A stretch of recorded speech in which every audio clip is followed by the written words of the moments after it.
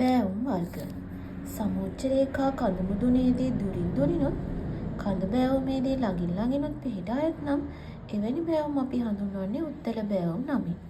මොහොර බෑවුම සමෝච්ච රේඛා ඉතාමත් ආසන්නයෙන් යෙදී ඇති විට එමෙන්ම එක මත එක සමෝච්ච රේඛා ගමන් කිරීමට තරම් සමීප වන අවස්ථාවලදී එය මොහොර බෑවුම් වශයෙන් හඳුන්වනවා.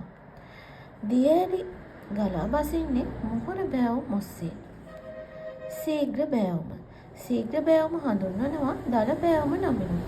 දල බෑවුම කියලා කියන්නේ සමෝච්ච රේඛා ළඟින් ළඟින් පිහිටා ඇති විටයි. අවතල බෑවුම.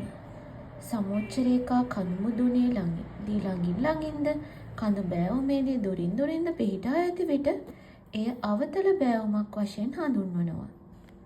මද බෑවුම.